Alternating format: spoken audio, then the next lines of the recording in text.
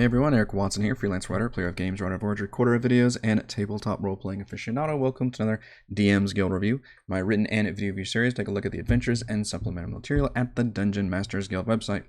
This video will be reviewing the level 1 adventure, Rock Tombs of Kbidos, designed by Uzmen, aka Stormcrow Dreamscapes for Dungeons & Dragons 5th edition. This review has been sponsored by the publisher, and a review copy has been provided for the purposes of this review. If you're interested in a sponsored review, please reach out via email, Twitter, or Discord, or my submission form at roguewatson.com. And if you enjoy the content, consider using my affiliate links for online shopping and supporting me via patreon.com/roguewatson. Now, I am a fan of Greek mythology. I got really into it in especially middle school and high school, and I think for a lot of fans of fantasy, obviously, you can look back at a lot of Greek mythology stories and classic tales as the genesis of a lot of what we consider the fantasy genre, the entire, hero's journey concept, for which is even beyond fantasy in general. But suffice to say that I really, really enjoy that. And in fact, my two dogs are named Ares and Athena.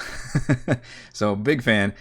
That being said, I weirdly have never reviewed Mythic Odyssey of Theros, and I'm not sure why. I don't have a good excuse for it. I think it's like the only major 5e book I haven't reviewed for no real reason. I tend to stick to the adventures versus the source book stuff, but I've still reviewed other source books, so I really don't have a good excuse, and I honestly I need to review it. So all of that was a lead in to introduce you to the Rock Tombs of Cuba. I don't know actually how to pronounce this. Kbidos.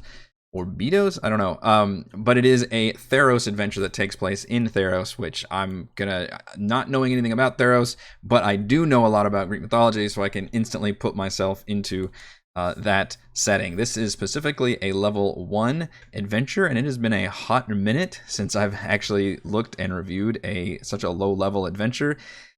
And typically, there's not much you can do, right, with level 1. In fact, as a DM, I skip level 1 all the time now, unless I was playing with brand new players. I am going to skip level 1 every single time. It's a tutorial. It's kind of bullshit. You just can't really do much. Your players are so squishy. The DM also can't do much.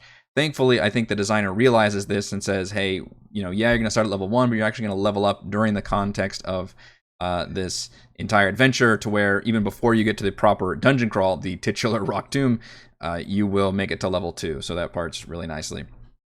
There's a lot of really good maps in here. I'm already going to start talking about the maps because I'm really excited about the map quality. It's full color, it's detailed, it's awesome. We get a really cool map of Theros, we get a map of this town, and we get a map of encounters along the way, as well as a map of the actual Rock Tomb itself. Holy crap, the maps are just chef's kiss amazing. I usually have to complain about maps and map quality whenever I'm reviewing a third-party adventure, but this one is the opposite. I have nothing but praise. Also for praise is the detailed town that this takes place in, which the adventure itself doesn't really involve this town at all. I mean, that's not fair. Obviously, it takes place in the town. So the story is these, I guess, Olympic style games are going to happen as it's every, I think, 2 years or something in this small town. And it's kicked off by having a bunch of people race to a nearby tomb for a hero who's got this really lovely tale about, fighting off Tritons in the legend. There's a lot of really fun sidebars that have these legends that are very much seem very perfect for Theros / mythology and always literally deifying all these heroes, and it does a really cool job with that. So you race to this tomb, you take the golden sword, this ancient legendary sword, and you bring it to, it's the Olympic torch thing, and you place it in some, the altar of the temple, I believe, and then the games officially start while it stays, in there for a year or something. So that's how it starts off. And then the big thing in this adventure is that a necromancer has recently moved into the tomb and has done bad necromancer things. It's very light on story, and it has a villain, but unfortunately there's no real context for the villain. So the strengths of this adventure is more about the exploration involved with the town itself, and then getting to the tomb, and then the tomb itself is a very good dungeon crawl versus having a big, compelling story. There's no real sit down with the quest giver that tells you what's going on or anything of that nature. In fact, nobody knows anything wrong is happening until you literally get to the tomb at the end. So otherwise it's just business as usual, which is probably a pretty solid introduction for level 1. So it's the opposite of a lot of like, oh, some terrible thing is happening, you need to go save everybody. Instead, it's like, okay, we're doing this normal festival thing. You can go around town and chat with people, hang out at these different locations. And I was shocked to see that a relatively short adventure, it's even the adventure doesn't even start until page 12, with a relatively short dungeon crawl, which is like 5 rooms, I think, has a very lengthy, richly detailed town. This is an 18. It's actually like given all these subheadings, so it's got 18 different buildings or locations or points of interest in the town to explore, like you would almost like a mega town in in any other RPG where you can go to these different locations. And it does a really interesting thing where you can go around and visit all these areas and interact with them and talk to things. You can pray at theaters. You can watch a play at the amphitheater. You can train with people in the barracks or the arena. You can go research information, pray at altars. You can take a bath at the bathhouse, and all of these things give you a mechanical benefit, which I don't think I've ever actually seen any adventure do before to this extent, where literally you can go around and visit whatever buildings or areas you want to. And even though there's not a quest there or even an important NPC to talk to, in fact, none of them have that. Instead, the players are rewarded for going around and checking all these different areas out, and we've got these full like descriptions for everything. And unfortunately, this town, we do have maps for it, but the map is not embedded in the PDF. So I'm going to switch over to this screen, where now you can see the town map that we are given, which is gorgeous and awesome, to where I would absolutely use that. I could slap that onto a VTT and have a little player token go around all these different buildings, and it looks awesome. It's very immersive. I cannot praise the map quality and art enough in this adventure. But I was very surprised that an adventure of this relatively small caliber would focus so much on the town, even though the town, again, isn't technically involved in the adventure. Yes, it's the starting area. Your players go there and they technically meet with the quest giver, but the quest giver immediately says, okay, go, you're part of the festival, go towards the rock tombs and begin the adventure. Like, before he says that, he says, hey, if you want, go around and look at the town and you can relax. I think maybe you get like a day or something. So you do kind of get the DM like nudging you to like, hey, go visit stuff. I just know that it would be tricky for like a group of like my players, my normal live stream crew. They would need a little bit more incentive, having like quests there or people or points of interest, versus other crew, other players may be like, okay, yeah, we're going to explore and check out all these other buildings and things. I'm going to go to this local area.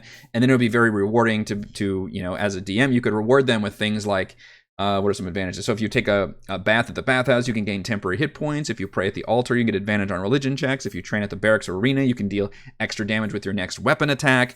It's all kind of temporary buffs, so everything lasts, maybe for the next time you do it, or for 24 hours or something, so it's not a big game-breaking thing. But it's a really cool idea.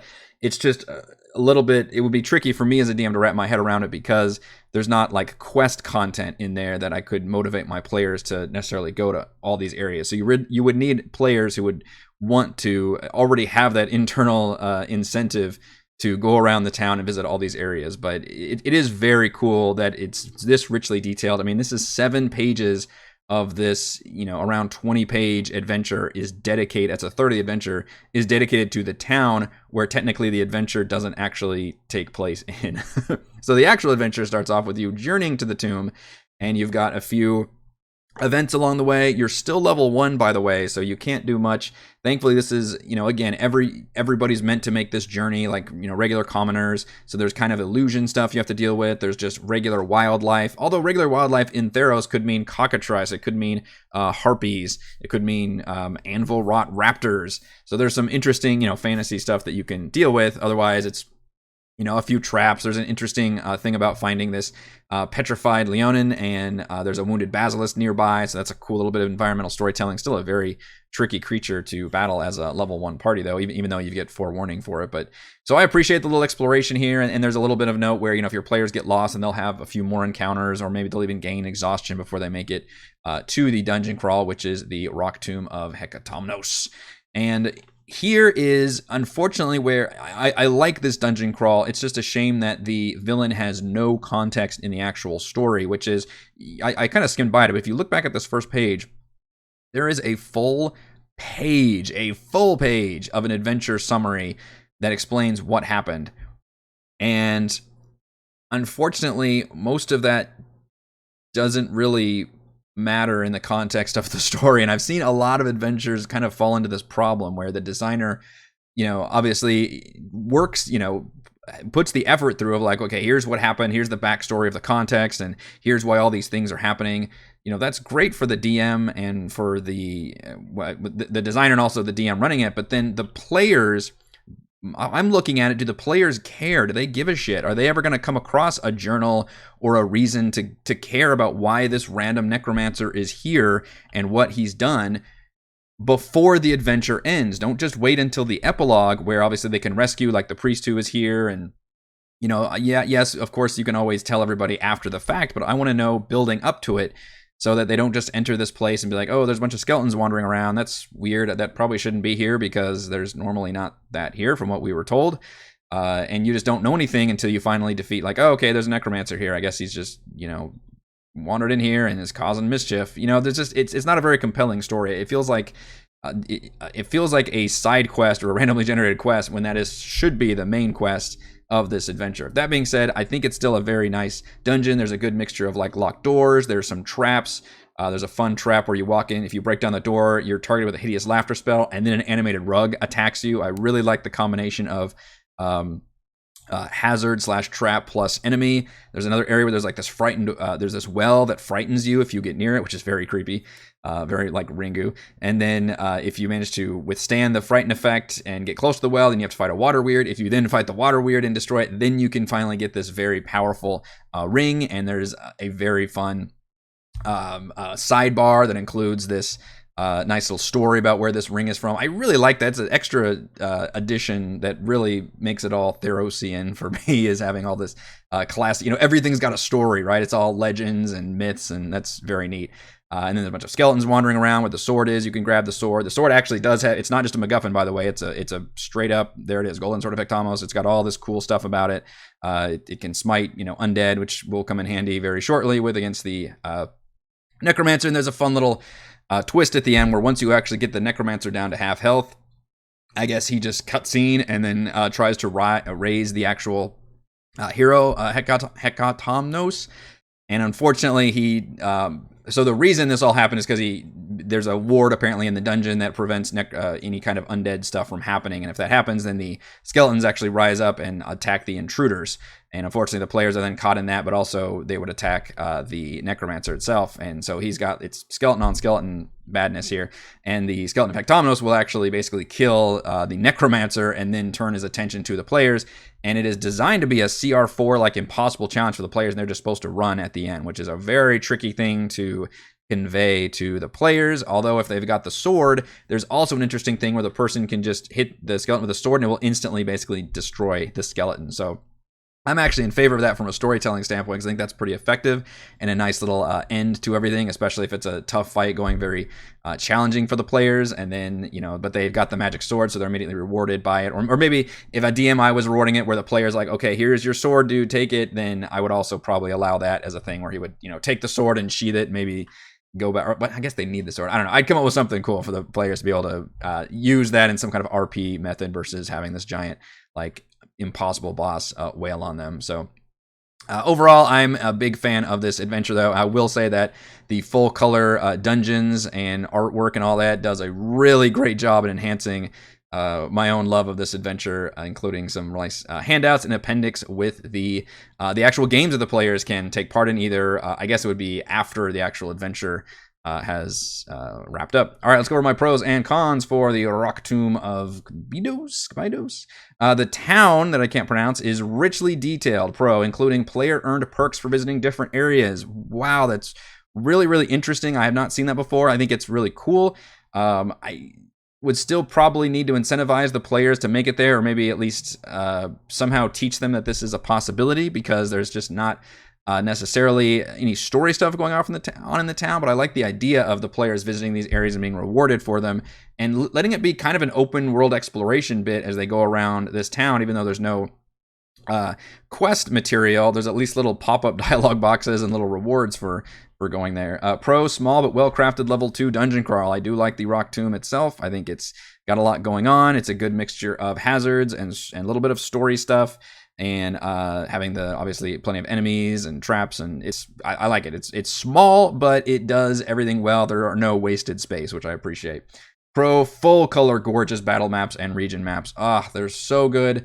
The ones that you're looking at here, by the way, are just embedded. The one you saw earlier with the whole town, that's like you get a full separate zip file or RAR file, whatever, with all of the maps in there with DM versions, player versions, like really, really sexy. I'm a huge, huge fan of the maps included in this adventure. And Pro, the appendix for playing the Iroan games, which is always fun. I think that can go off very well for players whenever they get involved in these kind of skill challengey things that are just for funsies, and players can compete and roll skill checks and all that. I think that goes off very, very well. My only con is, and I alluded to it earlier, is that the villain has no real context of what he's doing or why he's doing it in the story itself. So even though we've got the adventure summary that explains, to us, the DM, why he's doing this and what has happened so far, the players don't really learn any of that. Instead, they just kind of go off on this, routine expedition to grab this sword, and then all of a sudden, once they get to the dungeon, all hell is broken loose, and they don't know why.